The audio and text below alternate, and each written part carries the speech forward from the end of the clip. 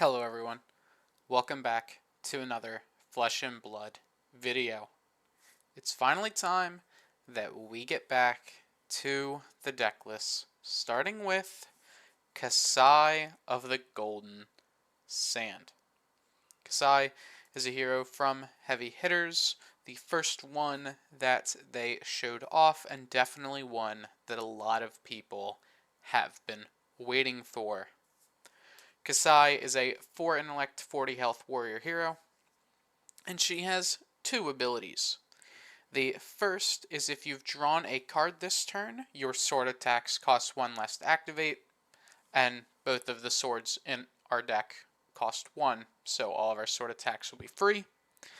As well as the second ability, once per turn action, banish 2 red cards and 2 yellow cards from your graveyard to make the next time you hit with a weapon this turn, create a gold token, and then that ability has go again. Kassai wants to use this ability to create gold, and then use the gold for various effects, or just activating the gold itself, so you can draw a card and then make your swords free and still have more cards in your hand. That's kind of the idea behind that ability. Looking at our main equipment, we're only playing one Centauri Saber, but we're also playing a Hot Streak. A lot of lists have two Centauri Sabers. I'm going to recommend a few different changes along the way since I think this list is a good core and it definitely can be added and changed as need be. And one of them would be if you want to play two Centauri Sabers, you can play two. The reason I am on this hot streak instead of a second Centauri Saber is because sometimes you do end up in situations where you don't have a go again effect, as well as the actual pump on the Centauri Saber doesn't really do much. It's a little uncommon for the +1 to actually help you. And towards the end of the game, even if it's very close, I'd rather have the hot streak because I can present the hot streak, and if my opponent only has attacks, then I am going to be able to swing in with the second sword and take another card.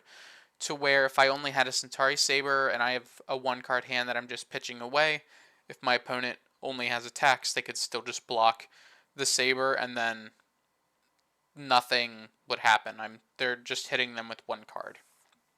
So Hot Streak has a few of that upside, where even the Go Again itself is pretty useful. If you don't have an effect like that, you can make a bigger Hot Streak, and then if your opponent blocks it with an attack to try to not take damage from something like a Kassai ability, since she lets you threaten those on hits that a lot of the warrior actions and reactions don't really have, you can get the Hot Streak Go Again that way. So I do really like Hot Streak, but as I said, you could just play 2 Saber. This deck is designed in a way to kind of always try to have Go Again. So even without the Hot Streak, you can still give the Sabers Go Again. For helmets, we're on Crown of Providence. This is just probably the better one. If you wanted to, you could play Crown of Dominion. It's not in this deck. Crown of Dominion is better if you want to be a little more aggressive. I've been playing Kassai a little more mid-range, so I want the extra block and the cycle. Grains of Blood Spill. I was not very high on this card, but after using it a little more, it turns out this card isn't too bad. On any turn you have extra resources, you can turn them into Vigor tokens on your next turn when you hit with your swords. Very good into something like Dromai as well, since this is whenever any weapon hits, so you can make the Vigors off of dragons. And it just lets you get a bunch of extra resources going into certain turns. Say you even have a turn with a gold up and you had 2 vigors, well then you can just spend those 2 resource on the gold and then just draw an extra card. So pretty nice use of the grains, as well as its 3 extra health because it is 2 block temper. Brave Forge Bracers. You can play the other arms instead if you like. The Inspiring Visage, I forget what the other gloves are called. You can play them though. They're both very similar. The effect on those gloves giving you the Courage token on your next weapon attack if it hits is better if you're playing into your second swing, and you might think that sounds a little weird considering the effect of Braid Forge Bracers, but it's more common for you to pump up your second sword attack to be a lot stronger than your first sword attack. Braid Forge Bracers are better if you're trying to pump up your first sword attack because you need to land with this a sword attack to actually activate the Braid Forge Bracers. So as long as you're pumping that first one, you get the hit, then your second sword can come in and be a little stronger. And personally, I like the bracers a little more because they're battle worn and not temper. So even after they use their block, I can still get the utility out of their actual effect. And then the final shoe, the one that you can't play Kassai without, Valiant Dynamos. This card's absolutely insane. Your main game plan is to swing your weapons each turn, both of them, so you're attacking with a weapon twice. This gives you 1 extra health every turn. Every turn of the game, you are gaining 1 health with these. This card is very good. You kinda need it to play Kassai. Looking at the other equipment inside of the deck, I elect for 2 Norrune, the Norrune gloves and the Norrune boots, into Wizard, which you will be playing boots only into more than one arcane matchups. It's not, you don't need the Valiant Dynamos because they're not throwing attacks at you, so you can actually swap it out for the boots. And then Norrune gloves, because this can help you prevent, you're not going to be preventing arcane damage a lot, but there are definitely times you need to. And into the Runeblade matchup mainly, this is a little better. And there's a helmet we play into something like Dromai, if we wanted AB into Dromai instead. So Norrune gloves is the preferred Norrune. Balance of Justice is the other equipment we're playing. This is a new headpiece. Here, for any matchup that's going to draw 2 or more cards in a turn, think Brute, think Dromai, think possibly Ninja. Actually, definitely Ninja with Art of Wars. Any Art of War matchup, any Bellow matchup, any Tome matchup. Into Wizard, this is, I would say, better than the helmet we're already playing, the Crown of Providence, because into Wizard they can end up drawing 2 cards, so this can be another way to get another card in our hand so we can pitch. So Balance has a lot of really nice use cases. Very, very good card. I would definitely put this one in the list. If you only had to play 2 helmets, I would argue to have Balance over the other 2, but you should still play one of the other 2 because this is not a main matchup helmet like the other 2 are. This is definitely a sideboard card, but from how strong this card is, I think you do always want to include it. Now looking at the main board, we're just going to do a quick run through. A lot of Kassai lists are on 15 blues. I'm only on 14. I wanted a little more pressure in the main board with a few more just aggro reds. I didn't want to thin any of the numbers down, so we are on only 2 blue overpower, and of course we are on the other main blues you'll see. Slice and Dice Blade Runner, because they're just the best 2 cards we could be putting in our deck normally. Glint, because it's a really good warrior blue, and Hit and Run, because it has slight upside and is free, and could be a go again. Overpower is just a way to pump over. We don't really need multiple. There are many games we're going to be playing Overpower, but the matchups we do end up playing it are going to go super late anyway, and we only ever need 1 Overpower to win a game. So I thought skinning down 1 Overpower just to contain my red and yellow count was perfectly fine. We also have Gorganian Tome in this deck. This is a deck that profits off this very well because our swords become free off drawing anything. This is a free card draw that easily prices itself, and it just makes our swords free for that 1 turn. Really good. This card definitely has a lot of upside. Looking at our reds, we just have the best reds we could be playing. Blade Flurry is a new card. This gives our current weapon attack and our next weapon attack +2. Perfect, since we are 2 swords, we can easily swing both. Blade Runner's a go again option. Spoils of War is a go again option. In the Swing is a pump to our second sword swing. And Slice and Dice gives +1 to our first and +3 to our second. That's why I said earlier it's easier to pump up your second sword swing because you have things like In the Swing and Slice and Dice and even Blade Runners and Run Through, which pump up your next sword attack, making your second sword attack stronger. But we do have Outland Skirmish here just to generate you extra copper. Copper is a big thing in Kassai, mainly because of how strong Blood on Her Hands is. If you can set up a Blood on Her Hands alongside a card draw with like a tome or even just sacking a gold token, you can come in for a ton of damage because both your swords will be 3 at base, have go again, and attack twice. And then they'll be free because you've drawn a card. Super strong. You really want to play to the Blood on Her Hands, which is why we're on so much copper generation. Some lists aren't on the Outland Skirmish because Spoils of War is kind of enough. I just do like the actual action pump of the Outland Skirmish. The yellows we're playing, just normal yellows we'd be playing anyway. Blade Runner, Outland Skirmish, Slice and Dice. Run Through is pretty much just extra copies of Yellow Blade Runner. We're using 2 one-handed swords, so the first line on each card is the same, and both of them are 1 cost. Go again, give our next sword +2, or next weapon attack +2 for Blade Runner, but again, they're both 2-handed swords. The last card in the main board we didn't talk about is Cashin. Cashin's really strong. We're a copper and gold based deck. You don't want to be spending your copper on Cashin. I guess you can if you have a ton, like if you have 10. You can spend 4 of it and then still have the 6 for the blood, or even like 8. You don't need the pump on the blood. It's mainly for the 2 swings and go again. So Cashin can just be a really good card to find our main pieces. And then I already did talk about Blood on Her Hands, but that is at 3 as well. If you notice, this is a 54 card main board. That means we will always be adding at least 6 cards. If we look over at the rest of our inventory, some of the numbers are pretty understandable. 3 Sync and 3 Fate are sort of our normal add-ins, so we can have a good defensive option to Arsenal or just block with.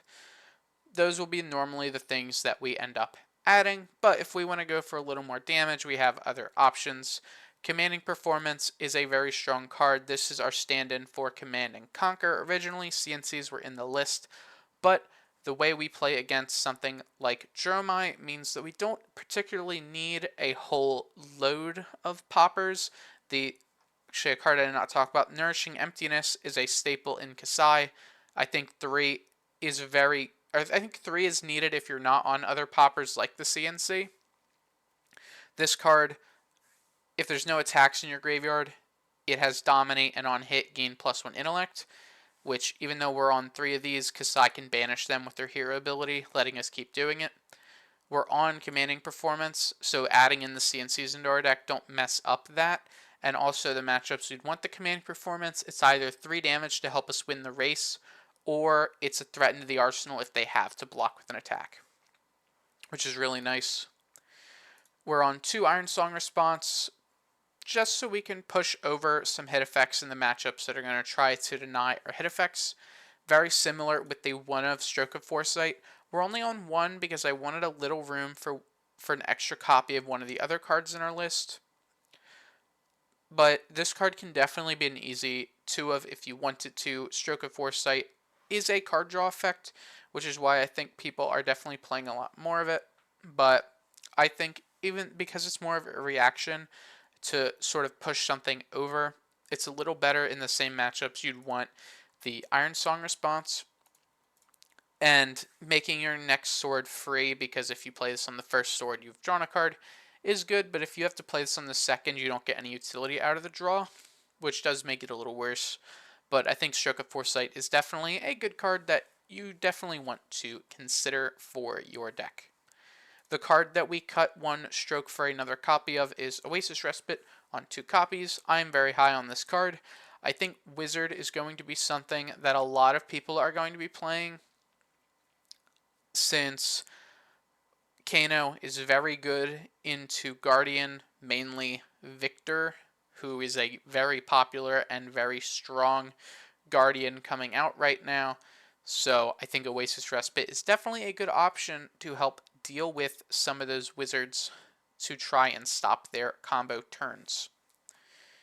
The last two cards in our sideboard, one Ironsong Pride. This is just here for our Dromai matchup. We play this into Dromai because if we find it, we make one of our swords base 3 that lets that dragon one-shot things like Asvalai. It lets that dragon kill things like the Yunderai, the green one, when it doesn't have its token. And it also just lets us push in a little more damage if we need to later, because as well as, even though this can be used to help kill those dragons, if we throw a sword into one of their dragons, then we can come in with the pumped sword at our opponent's face, and even if that sword doesn't hit, we did hit with a sword this turn, which means we won't lose the counter on our other sword. So Ironsong Pride is definitely a good tool. If you want as well, you can go up to 2 of these. I just think you really only need 1. That's just my personal opinion. And the last card in the deck is 2 copies of Raisin Army. I don't think this card is very good. It definitely has its upsides. Personally, I spend my gold a lot to make my swords free and cycle my hands, but there are matchups, mainly the Guardians, that have a hard time dealing with the actual Centauri sellswords since they can only kill one thing a turn. So if you have a turn where you make 3 of these, you can just start going to town on your opponent, turning blues into a free extra 3 attacks. Really, really strong. I do like Raisin Army, and there's no other matchup I'd really play it into. Technically, you do want to bring it into Wizard, since Ironsong Pride, it's not going to help you in that matchup. Ironsong Response is a good card in that matchup. I would consider it. Stroke costs 1, making it worse than Response. Commanding Performance is technically fine. You don't want the D reaction, you want Oasis, so you bring Oasis Ironsong in the raises just because they're a yellow and you pitch them. But this is mainly here for the slower matchups, the Guardians, Brutes, if you know that they are on a slower plan, and also into Dromai. This is a very strong card because now you're also presenting a board that can fight your opponent's horde of dragons. Sadly, Kassai does need you to hit a hero to make the gold, but that's perfectly fine because, as I said, something like Ironsong Pride can help you land those hits on your opponent that the opponent can't deal with that token or that counter on the sword you control. So that's going to be all for the deck list. I don't know how, I think this one might have went pretty fast. I wasn't really looking at the time when I started. But Kassai is definitely a very fun hero that I think a lot of newer players are going to really enjoy. I've heard of a few newer players in my area trying to pick Kassai up because she is definitely a blast to play. Even some more experienced players have been waiting for Kassai for a long time. Since the longest time, people have been trying to play things like two-handed sword Dory, and it's just not as good as Dawnblade, and combo Bolton has turned into a sideboard option for normal Bolton decks to beat certain matchups, but it's not really the main thing you want to be doing in the deck. We finally have a warrior that has the main identity of being a dual sword warrior. And I think Kassai, honestly, is really good. I think she's here to stay in the meta alongside KO and Victor. We'll have to see about the others, mainly Olympia and Betsy, but I think in the future they will get some support pretty soon. So hopefully the things they get will help them out a little bit, because currently they are underperforming a little. But that's going to be all. I hope you guys enjoyed Next week, we'll either be taking a look at Victor or KO. I've been testing out a KO list that I think is really nice, but Victor also is a pretty good hero. We could look at him next as well. So, with all that said, I hope you all have a good day, and I will see you in the next one. Goodbye.